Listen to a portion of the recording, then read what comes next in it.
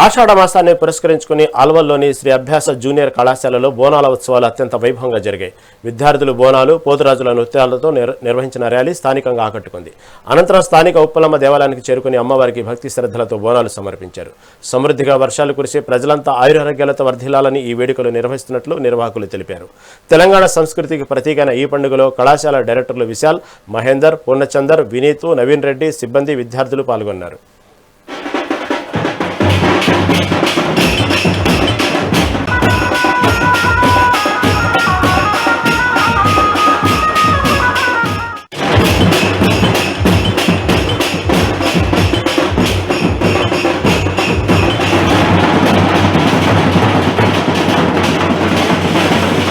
అలాగే గ్రామాలలో వర్షం బాగా పడాలని, ఆ పంటలు బాగా పండాలని, అలాగే మరియు ప్రజలందరూ ఆరోగ్యాలతో ఉండాలని ఈ పండుగ జరుపుకుంటున్నాము. అదేవిధంగా పట్టణాలలో సోకిన కలరా వ్యాధిని నివారించడం వల్ల ఆ కృతజ్ఞతతో ప్రతి గడప గడపన సమర్పించే నైవేద్యం ఈ బోనాలు.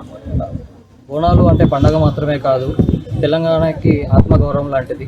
అలాగే మమ్మల్ని నమ్మి అల్వాల్ ప్రజలంతా కూడా ఎక్కువ అడ్మిషన్స్ చేయడం వల్ల మాకు అందరికీ కృతజ్ఞతలు. మనం ప్రతి సంవత్సరం ఈ ఆషాఢ మాసంలో జరుపుకునే ఒక పండుగ. మనం బోనం అనేది ఆ అమ్మవారికి సమర్పిస్తూ మనకు ఈ ఆషాఢ మాసంలో వర్షాకాలంలో మనకు ఎలాంటి రోగాలు, ఎలాంటి వ్యాధులు రాకుండా మనల్ని మంచిగా చూసుకోమని ఆ దేవతకు, ఆ అమ్మవారు అందరికీ, గ్రామ దేవతలకు మనం సమర్పిస్తుంది అనేది ఆ బోనం. మన తెలంగాణ సంస్కృతి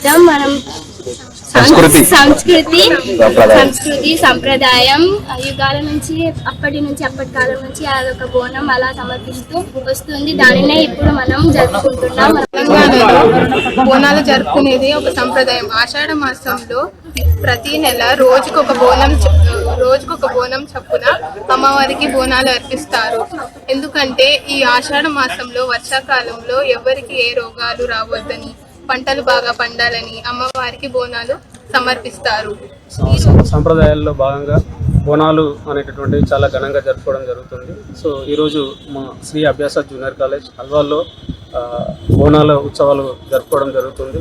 సో ఈ ఉత్సవంలో భాగంగా కళాశాల నుండి ముఖ్యంగా అల్వాల్లో ఉన్నటువంటి పోచమ్మ టెంపుల్ వరకు పిల్లలందరూ కూడా పెద్ద ఎత్తున బోనాలు ఎత్తుకొని అమ్మవారికి సమర్పించడం జరుగుతుంది. బోనాలతో పాటు పోతరాజులు ఇంకా ఘనంగా నిర్వహించుకోవడం అనేటటువంటి జరుగుతుంది.